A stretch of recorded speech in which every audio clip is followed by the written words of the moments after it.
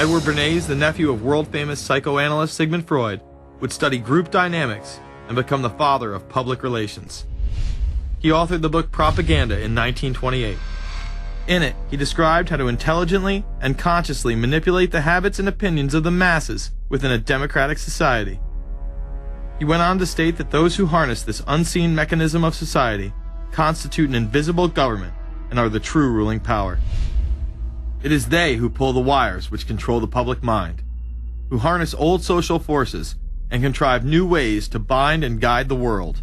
The average American is distracted, mindless, worried about minuscule things, celebrities, as if it was their own family members. And this is by design, because the powers that be, who own the media, know how our brains work. They know scientifically how the human mind functions. They know about sociology, and they are using the media, and have used the media for decades now, to entertain people with issues that don't really matter. When you have the big news networks covering celebrity issues as if it's the most important thing, it becomes the most important thing. And this is not by accident. This is to keep us out of the way. Because if you're worried about the latest celebrity death, or the latest celebrity couple, or the celebrity breakup, or your sports team having a shot at the Super Bowl or the World Series, there's so much information about those issues that can be discussed that will mesmerize people, and they won't know or care about the real issues that are out there. Well, I think this is just one more piece of evidence of the degree to which the media, supposedly the watchdogs, has become the gatekeeper of the system. Mainstream media are, first of all, nearly all of them corporations, nearly all of them now publicly held, part of the whole Wall Street financial system that they're supposed to report about objectively, but they can't. They, right now, in October of 2009, they are celebrating the recovery of the biggest banks in New York and saying that the recession is over. Of course, there are a few problems, like foreclosures are going on, unemployment is rising. All of this is affecting the American people, but it's not affecting the financial elite who also control the media. Bernays successfully identified the invisible empire which controlled the minds of men. So as the populace is mesmerized and hypnotized by powerful behind-the-scenes forces, as they are distracted by the latest celebrity scandal, the newest cell phone, and their favorite sports team, this network disguises itself, remaining in the shadows. Despite the elite utilizing Bernays' methods, in conjunction with the military-industrial complex they had erected, a modern arm of this organization was exposed in what came to be known as the Iran-Contra scandal. Essentially, black operations were not only caught dealing arms illegally and supporting South American dictators, but also smuggling drugs into the United States. Iran-Contra was really the merging of two different programs. The first one was support for the Contras, who were, let's face it, a force of terrorists in Nicaragua trying to overthrow the Sandinista government. They were being secretly supported by the CIA, and at the bottom of the whole thing was drugs. Iran-Contra was openly exposed by massive network coverage. How was it that in 3 years a network Washington set up to run arms to the Contras wound up running cocaine into this country for the most vicious drug cartel in the world? At the same time, we were supposed to be fighting a war against drugs. But by the same token, I also smuggle my share of weapons in exchange for those illegal substances, with the full knowledge and assistance of both the DEA and CIA. Betzner says that in 1983 he flew weapons from Florida to El Salvador and drugs from Colombia to the Bahamas on the way back. In 1984, he says, he flew twice from Florida to Costa Rica and back.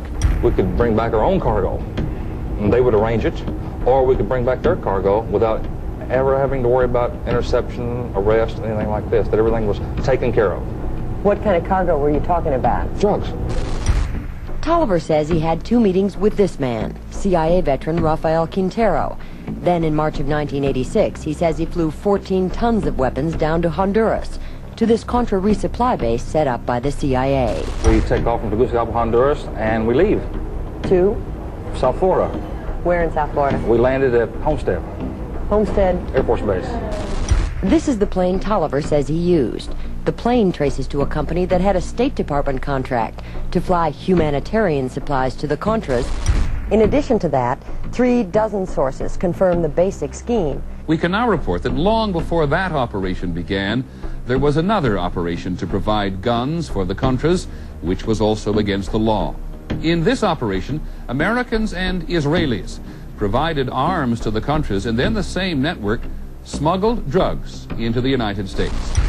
The operation was launched in spring of 1983 at Washington's request, with at least $20 million of Israeli government money later reimbursed, we're told, from U.S. Covert Operations Fund. For about 5 years, people were flying arms into Iran, and most of them came from Israel. The Israelis purchased the weapons from Poland and Czechoslovakia and began shipping them secretly from Yugoslavia to Bolivia and then to Panama. The Israeli liaison man there, this man, Michael Harari, until recently a close aide to Panama's strongman, General Manuel Noriega. You'd bring the ship into Colombia, you would load drugs aboard it, and you would bring those drugs back to Panama with you. But bringing that stuff into the United States, that was something else. I've never been so thoroughly disgusted with myself in my life. This network would also be involved in the October surprise. We really can't understand that unless we understand the so-called October surprise in the 1980 election, which is, I think, unquestionably Republicans, including William Casey, who later became Reagan's head of the CIA, negotiated with the Iranians for them not to release the hostages which were being held in Iran to Carter, but to wait until the Carter was defeated and the Republicans were in. That is what actually happened, that the hostages were only released on the day that Carter left office and Reagan came in. Unbelievably, this same network would even be linked to the BCCI banking scandal by journalist Danny Casolaro. Casolaro was probing a conspiracy he called the Octopus, which involved the Iranian hostage crisis, the Iran-Contra affair, with, believe it or not, all funds channeled through BCCI, the international bank charged with everything from money laundering to fraud.